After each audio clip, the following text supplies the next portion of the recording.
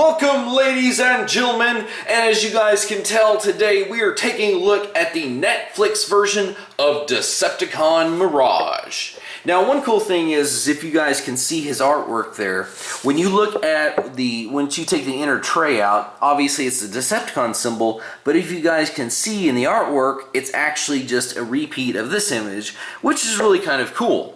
Now, one other thing that I noticed about the box is that on traditional Siege packages, you will have something like this. Yet for the Netflix version, they've kind of grungified it up and gone with a strictly red, black, gray, and white color scheme, which, you know, after seeing this for so long, it's nice with all its colors, but again, this is just kind of a cool, unique thing to make it different. So let's take a look at Mirage in vehicle mode.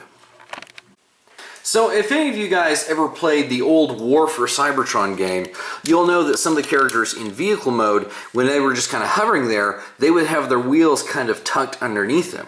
So if you wanted to give it that similar aesthetic, or just make it look somewhat like, you know, a car from Back to the Future, that is an option to you. However, guys, this car is just, it is so sick because one of the smaller details I think that could kind of go a little bit amiss is the wheels, because I love that silver paint on them. I love just how like industrial and I mean just gnarly they look.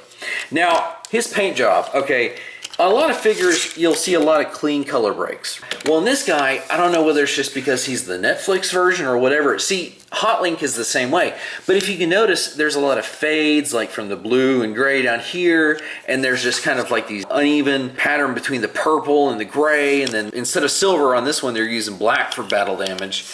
But I mean, just all over this vehicle, it is just, I'm really loving that because it's different than the stock Mirage that came with clean colored brakes. This is actually his robot mode chest. It's literally hiding out on the back of the car, and it doesn't completely disappear. You can obviously tell it's meant to look like the front of the car very vaguely, but it does, to a successful degree, merge with the rest of the design.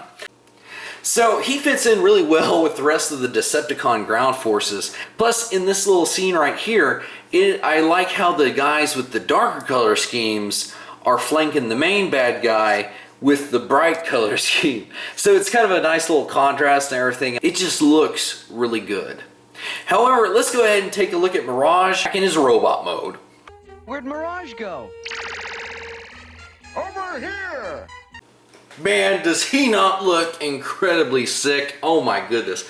It's the fact of his color scheme along with him rocking the sick Decepticon symbol that it feels like an entirely different character. The really cool thing is it's not. It's still G1 Mirage.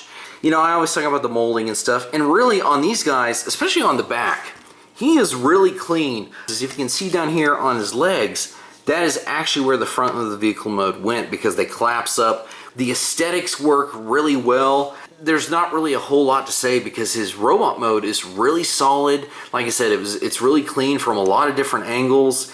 So let's go ahead and see what it looks like with the other Decepticons. So guys, I don't really know what it is about these three in particular. We never see him with like Megatron and characters like Barricade. Mirage just kind of fills in that last little piece to help it all just look really good because of, I like that dynamic of, again, I'm sorry to keep repeating myself, but the contrast of the bright and dark color schemes, it looks good.